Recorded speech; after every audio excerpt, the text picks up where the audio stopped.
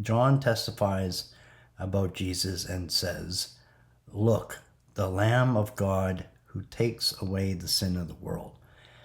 Now, I've said this a few times because I've known it, I've seen it, and it's easy. It is a little painful to see so much of it.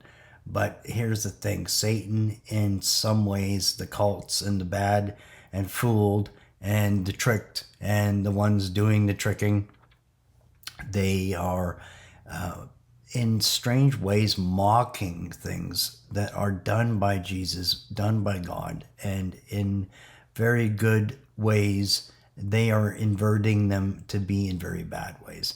So, and this goes into some cults and other parts within the Bible. And pre-Jesus, there were sacrifices and so forth.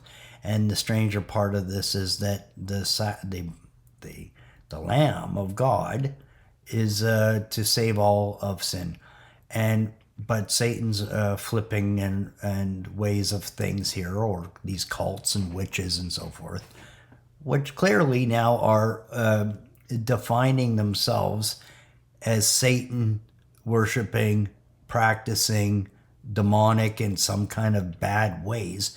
Here they were attempting to scapegoat.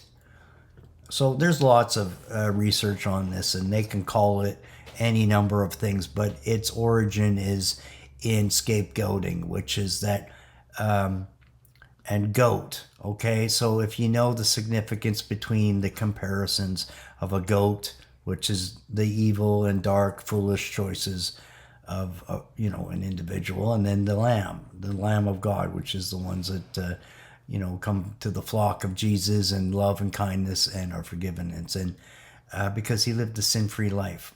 Anyway, here's the premise.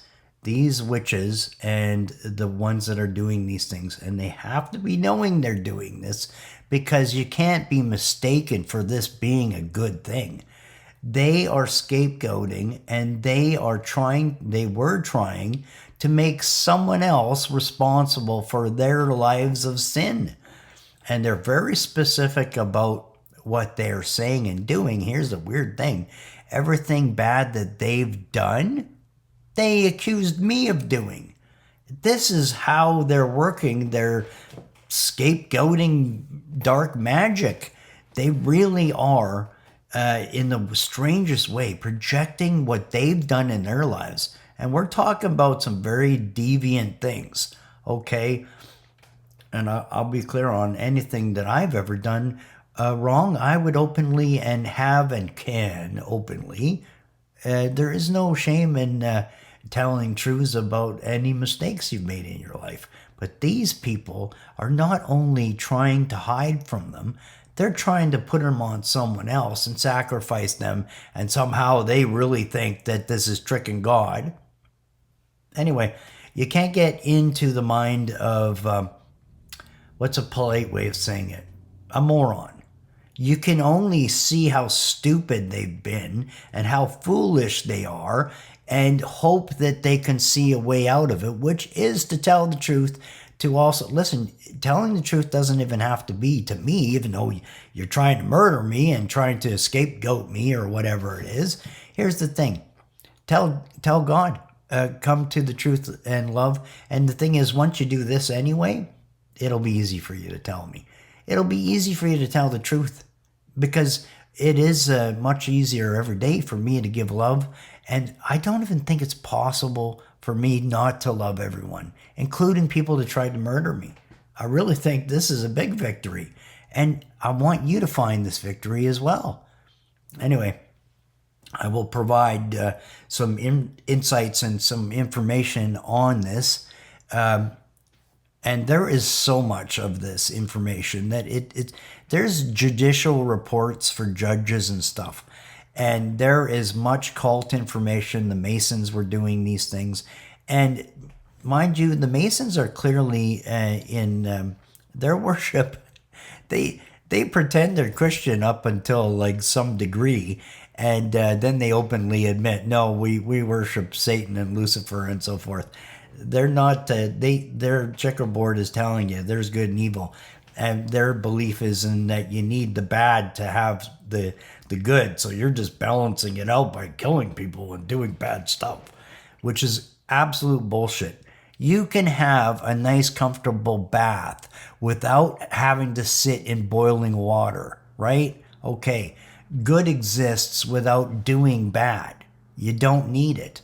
God is absolute perfection and love, and there is no darkness in God.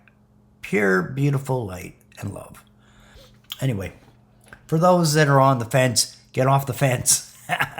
It's so easy to see that this is all lies and mistruths, and they've been tricked into it, and they're holding on to it for what reason?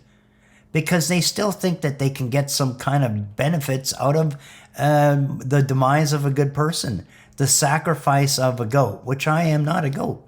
I am not only not a goat, I am a Lamb of God, and I am within Jesus. I am a branch off his vine.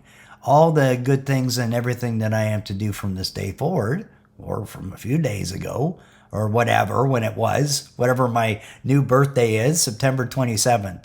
Okay, so from that day forward, everything good is from him. And I'm perfectly good with this.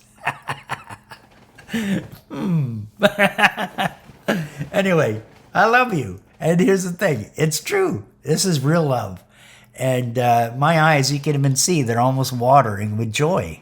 Because I really am happy. And they can't cast a spell on that. I am actually breaking their spells with love and truth and kindness and Jesus. I love you.